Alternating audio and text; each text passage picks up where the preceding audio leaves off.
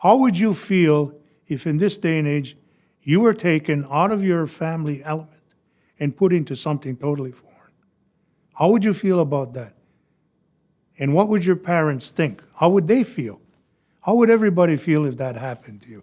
If for some reason the roles were reversed now, and what we went through, what we've gone through, and what we're still going through happens to you. My name is Bruce de Hosenate Roundpoint. I'm from Akwesasne. On our own little reserve, it was just, we didn't really think of ourselves as natives. We were just kids.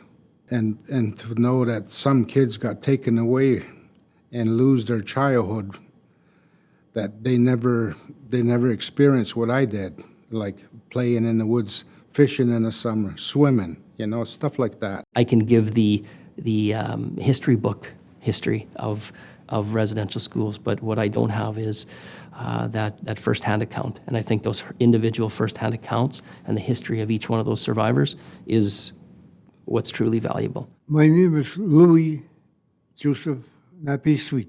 I feel better when I'm telling my story, so that people, students will know, the young generation now, they'll know how did Native people went through about the residential school. We were taught to learn, but in half of the time we were afraid. Bonjour. Nandwe kwe nishnikango bneshin dodem mino moko minad moed ojebwe odawa kwe ndao wikwemkong don jama.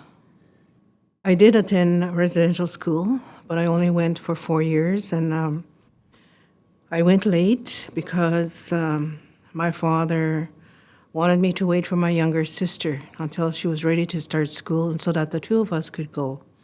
And I'm sure he had reasons why he wanted that. And so we went together. And when we got there, of course, we weren't allowed to speak our language. And so I think, I always tell people, it took me a year to learn how to speak English. And I know there were times that, like, my older sisters were in the same building. They were just across the hall, but we weren't allowed to speak to them, so there was that separation. My English name is Noel Starblanket. I was hurt by Catholics, by priests, by nuns, by French people, by white people. Those are the four specifics of the people who hurt me. And I hated those four kinds of people when I was drinking. I wanted to hurt them back. I would be in a drunken stupor, and I went to look for those kinds of people. Fortunately, I didn't find them. My name is Tasunka Sugar. I'm 21 years old. I was born in Pine Ridge, South Dakota, and then I moved to Toronto when I was 9 years old, and I've been here ever since. When my grandparents were taken to residential school, it made them live with a lot of pain and a lot of hurt, and they passed that pain on. They passed that hurt onto my parents, onto my mother, and my mother passed that on to me.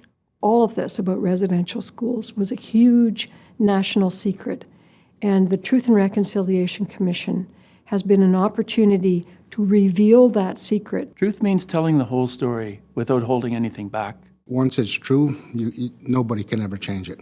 The truth is important. To me, truth is honesty and trust. I'd describe it as kind of like a hope for the future, and that we can all work together. We want people to know exactly how we feel. We want people to know exactly what we went through, and we want people to know that we are still here. The treatment that we meted out to Indigenous Canadians, whether they're the First Nations, Métis Nation, or the Inuit, is simply counter to every value that we tell people that we stand for as Canadians. First of all, a lot of harm was done. There was sexual abuse in our school as well. And the people who went there will say that they got a good education, but it made them feel ashamed to be Indigenous. It shows the danger of trying to help people without knowing the people. And when we do that, we can commit terrible mistakes. You have taught us over and over again about the American Civil Rights Movement, about apartheid in South Africa, about the Israeli-Palestinian conflict, about Bosnia and the Balkans and the First and Second World War, about the conflict between the Protestants and the Catholics in Northern Ireland, and you have not taught us the truth about our own country.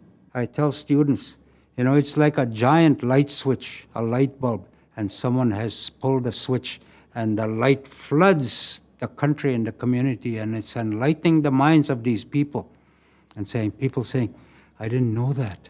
Well, now you know.